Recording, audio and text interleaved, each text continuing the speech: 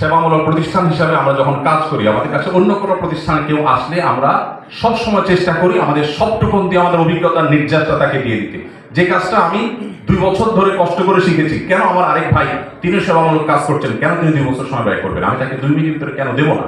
এই মানসিকতা আমাদের থাকা উচিত। এই কথাটা আপনাদের সামনে এই জন্য বলা, আমি দেশে বিদেশে বিভিন্ন জায়গায় গিয়েছি, আমাদের দেশি ভাইদের অনেকের মধ্যে, আমি সবার প্রতি রেসপেক্ট রেখে বলছি, অনেকের মধ্যে এই মানসিকতা আছে, কেউ উপরে উঠতে গেলে নিজে উঠতে পারে আর না পারে তার পাটা একটু টানার চেষ্টাটা করি, যে সে অন্তত উঠতে যেন না পারে। এই হিংসাত্মক মানসিকতা যাদের মধ্যে থাকে, আপনি যদি আশেপাশে একটু টাকা আপনি দেখবেন, এরা জীবনে কখনো অগ্রসর হতে পারে না। তো আমি আপনাদের প্রতি উদাত্ত আহ্বান রাখতে চাই, আপনি একটা মানুষকে দান করলে কয় টাকা দান করবেন? 20,000, 50,000, 1 লাখ? আমাদের যে ট্রেনিংগুলো হয়, এই ট্রেনিংগুলোতে সাধারণত 50 থেকে 60,000 টাকা সর্বোচ্চ খরচ হয় 3 মাস 4 মাসে, তার থাকা খাওয়া তার অন্যান্য সব খরচ। 50 বা 60,000 টাকা ট্রেনিং এর পর যখন চাকরি পায় একজন তরুণ, তো কমপক্ষে 15 থেকে 20,000 টাকা স্টার্টিং হয়। 3 মাস চাকরি করলে তার টাকাটা উঠে যাচ্ছে। এরপর তার বাকি জীবন যে সে চাকরি করবে, হাজার হাজার লক্ষ লক্ষ টাকা সে উপার্জন করবে। আমার পুঁজি কিন্তু 50,000 টাকা। আপনি একজন গরিবকে 50,000 টাকা দিয়ে দিলে সে তো ধুমসে বাজার করে কয়েকদিনের মধ্যে খেয়ে শেষ করে ফেলবে। কিন্তু আপনি যদি তাকে প্রশিক্ষণ দিয়ে দেন, কাজ শিখিয়ে দেন, তাহলে ব্যাপারটা হবে ওই দোস্তের মতো, যে দোস্ত সবসময় মাছ খাওয়ায় কিন্তু মাছ ধরে করতে গিয়ে সেটা দেখায় না।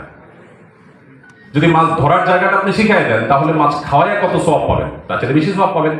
আমরা একজন মুসলিম হিসাবে আল্লাহর কাছে আমরা চাই যে কিয়ামতের দিন আমি যখন যাব, আল্লাহর কাছে আমার যে পরিমাণ রিওয়ার্ড থাকবে, সওয়াব থাকবে, এটা দেখে আমি সারপ্রাইজ হয়ে বলবো, আল্লাহ এত আমল তো আমি করি নাই, এত দান তো আমি করি নাই, কোটি কোটি টাকা দানের সওয়াব কোত্থেকে আসলো, আমি তো করি নাই। আল্লাহ সুবহানাহু ওয়া তাআলা ফেরেশতারা যখন যেন তখন ব্যাখ্যা করে দিতে হয় যে তুমি অমুককে কাজ শিখিয়ে দিয়েছো, সে কোটি কোটি টাকা কামিয়েছে, সে বড় প্রতিষ্ঠানের মালিক হয়েছে, উদ্যোক্তা হয়েছে, এর সবটুকুর সব আল্লাহ তাআলা তোমাকে দিয়েছেন, বিকজ তুমি সেই পথে তাকে নিয়ে গেছো। আপনারা অনেকে সেই কাজটি করেছে। তো আমি উদাত্ত আহ্বান রাখতে চাই যে এই ব্যাপারে আপনারা কার্পণ্য করবেন না। আমরা যদি সবাই সবার প্রতি সহযোগী হই, আল্লাহর প্রতি বিশ্বাস রাখি যে আমার রিজিকে কোনো ঘাটতি হবে না, ইনশাআল্লাহ আমাদের প্রিয় স্বদেশ এগিয়ে যাবে, আমরা অর্থনৈতিকভাবে সমৃদ্ধিতে পৌঁছে যাব। আমরা যখন অর্থনৈতিকভাবে দুর্বল, তখন বাহিরের বিভিন্ন শক্তি তারা তাদের বিভিন্ন এজেন্ডা আমাদের মধ্যে পুশ করার চেষ্টা করে, এটা ওপেন সিক্রেট, আমরা সবাই জানি।